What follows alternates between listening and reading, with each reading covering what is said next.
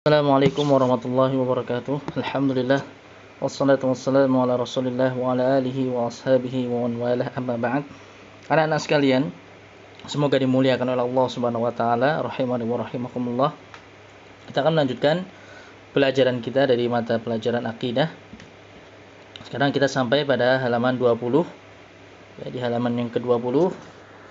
Ini masih terkait dengan bab pelajaran yang keempat kemarin ya. Pelajaran yang keempat tentang firman Allah Subhanahu wa taala, sungguhnya kamu tidak bisa memberi petunjuk pada orang yang kamu cintai. Ya, kita sampai pada pokok pembahasan yang ketiga di sini. Halaman yang ke-20, yaitu batilnya bergantung kepada Nabi Muhammad sallallahu alaihi wasallam dan kepada yang lainnya. Ya, jadi batilnya bergantung kepada Nabi Muhammad sallallahu alaihi wasallam dan juga kepada yang lainnya dari kalangan para makhluk. Ya. Maka tempat kita bergantung hanya kepada Allah Subhanahu wa taala. Maka apabila kita bergantung kepada selain Allah, maka itu adalah suatu kebatilan. Sesungguhnya Rasulullah sallallahu alaihi wasallam adalah makhluk yang paling mulia, tetapi tidak bisa menolak bahaya dan mendatangkan manfaat. Juga tidak bisa berkuasa untuk memberi hidayah kepada seorang pun. Seandainya beliau mampu, tentu orang yang paling berhak mendapatkan hidayah beliau adalah pamannya, yakni Abu Thalib, yang telah menjaga dan melindungi beliau. Akan tetapi dia mati di atas kesyirikan. Dalam kisah Abu Thalib tersebut ada pelajaran bagi orang yang mau mengambil pelajaran. Ya, di mana Abu Thalib itu walaupun memberikan bantuan dalam dakwah Rasulullah SAW, tetapi ternyata dia mati di atas kesyirikan. Dan Rasulullah SAW tidak memiliki kuasa sedikit pun untuk memberi hidayah kepada pamannya, memberi hidayah taufik kepada pamannya agar pamannya mau untuk masuk ke dalam agama Islam. Maka sesungguhnya hanya Allah lah yang berhak untuk dimintai semua kebutuhan dan untuk melepaskan segala kesulitan. Allah adalah satu-satunya yang memberi hidayah dalam hati, sebagaimana Allah Subhanahu wa taala adalah satu-satunya yang menciptakan seluruh makhluk. Sehingga barang siapa yang meminta perkara-perkara tersebut kepada selain Allah Subhanahu wa taala, maka sungguh dia telah terjatuh dalam perbuatan syirik yang besar. Ya, apabila dia meminta hidayah kepada selain Allah, ya, dia meminta perkara-perkara kepada selain Allah yang mana pada hakikatnya perkara-perkara tersebut hanya bisa diberikan oleh Allah Subhanahu wa taala. Hanya Allah yang mampu untuk memberikan perkara-perkara tersebut, maka ini termasuk syirkul akbar, kesyirikan yang besar. Yang wajib bagi seorang hamba adalah berlari atau mendekatkan diri kepada Allah Subhanahu wa taala dan meminta hidayah hanya kepadanya, serta berusaha mendapatkan hidayah tersebut dengan mengerjakan perkara yang diwajibkan dan meninggalkan perkara yang dilarang. Juga dengan mempelajari Al-Qur'an dan duduk dengan orang-orang yang saleh. Sehingga barang siapa yang seperti ini keadaannya, maka Allah akan membantu dan memudahkan baginya mendapatkan sebab-sebab hidayah.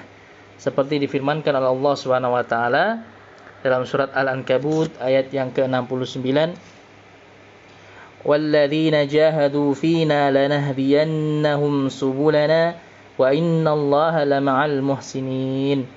Dan orang-orang yang bersungguh-sungguh untuk mencari keridhaan kami. Ya, orang-orang yang bersungguh-sungguh untuk mencari keridhaan Allah Subhanahu wa taala, maka benar-benar akan kami tunjukkan kepada mereka jalan-jalan kami. Allah Subhanahu wa taala akan menunjukkan kepadanya jalan-jalan yang menghantarkan kepada keridhaan Allah Subhanahu wa taala. Jalan-jalan hidayah, jalan-jalan petunjuk yang itu akan menghantarkan kepada surga Allah Subhanahu wa taala. Dan sesungguhnya Allah Subhanahu wa taala benar-benar bersama dengan orang-orang yang berbuat baik. Tayyib. Maka ini ya, sekali lagi, yang wajib bagi seorang hamba adalah berupaya untuk mendekatkan diri kepada Allah Subhanahu wa taala dan senantiasa meminta hidayah taufik hanya kepada Allah Subhanahu wa taala. Dan juga dia berupaya untuk menjemput hidayah tersebut dengan mengerjakan perkara-perkara yang diperintahkan oleh Allah Subhanahu wa taala dan meninggalkan perkara-perkara yang dilarang olehnya. Maka dengannya Allah Subhanahu wa taala akan memberikan bimbingan kepadanya. Allah akan senantiasa memberikan hidayah kepadanya. Allah akan tunjukkan hamba tersebut kepada jalan-jalan yang diridhai oleh Allah Subhanahu wa taala jalan-jalan yang menghantarkan kepada surga Allah Subhanahu wa taala. Baik. Itu poin yang ketiga. Kemudian poin yang keempat di sini, bahaya taklid kepada nenek moyang dan tokoh-tokoh dalam kesesatan. Ketika Rasulullah sallallahu alaihi wasallam menawarkan kepada pamannya kalimat tauhid la ilaha illallah yang beliau akan persaksikan untuknya di hadapan Allah, yang dengan kalimat tersebut beliau bisa membela pamannya tersebut di hadapan Allah Subhanahu wa taala, kaum musyrikin pun menghalangi Abu Thalib agar tetap berada di atas agama nenek moyangnya, yaitu agama kesyirikan. Ya, kemarin yaitu adalah Abdullah ibnu Abu Jahal, ya, dan Abdullah ibnu Abi Lu'ay. Abdullah siapa kemarin satunya?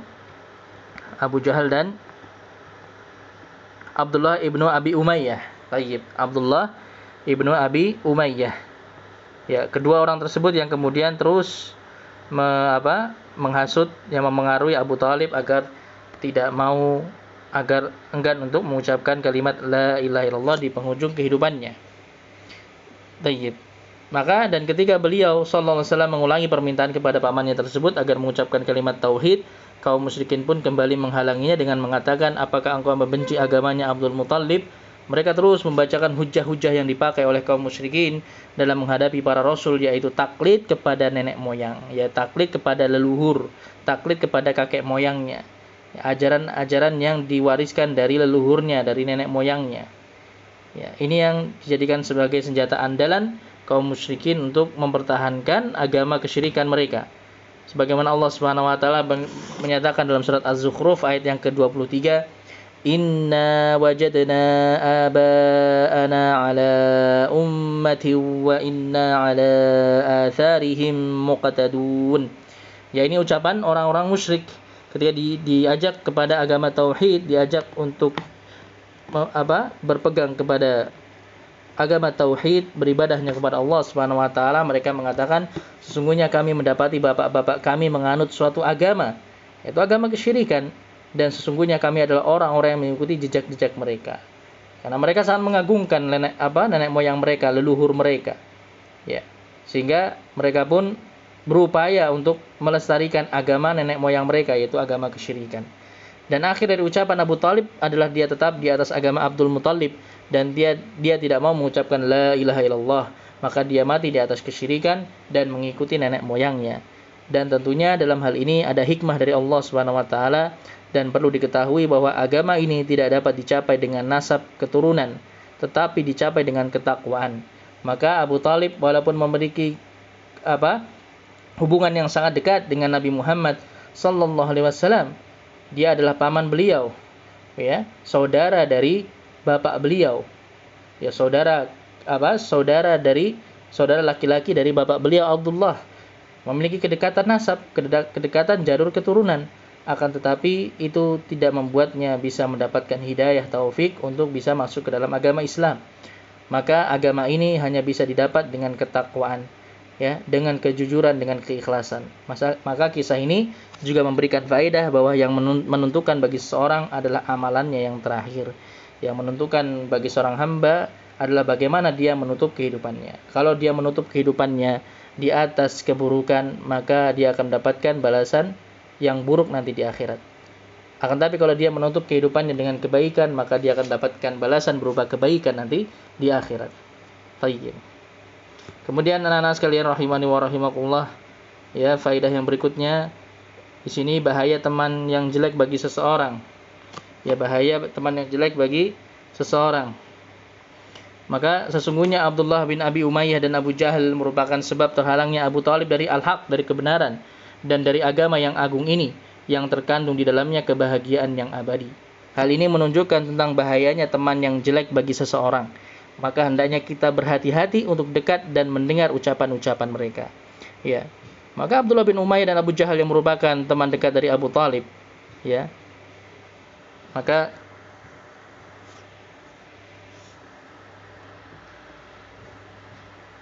hal ini tidak menyebabkan Abu Thalib terhalang dari hidayah Allah Subhanahu wa taala. Terhalang dari hidayah Allah Subhanahu wa taala dan lebih mendengarkan ucapan teman-temannya yaitu Abdullah bin Abi Umayyah dan Abu Jahal yang merupakan dua tokoh kaum musyrikin yang sangat memerangi Rasulullah sallallahu alaihi wasallam. Maka ini bahaya teman yang jelek tidak hanya khusus berkenaan dengan masalah kesyirikan, tapi juga mencakup seluruh perilaku seseorang. Hal itu karena teman memiliki pengaruh yang besar dalam menempuh jalan kebaikan atau jalan kejelekan. Rasulullah SAW bersabda, "Al-mar'u ala dini khalilih, falyanzur ahadukum man yukhalil." Seseorang itu berada di atas agama teman dekatnya, maka hendaknya salah seorang kalian melihat dengan siapa dia berteman dekat. Hadis riwayat Abu Dawud. Nah, itu anak-anak sekalian, apa yang bisa kita pelajari pada halaqah hari ini. Mudah-mudahan bermanfaat, mudah-mudahan bisa difahami dengan baik. Alhamdulillahirabbil alamin wa sallallahu wasallam ala nabiyyina Muhammadin wa ala alihi wa ashabihi ajmain. Subhanakallahumma bihamdika asyhadu an la ilaha illa anta astaghfiruka wa atubu ilaik. Wassalamualaikum warahmatullahi wabarakatuh.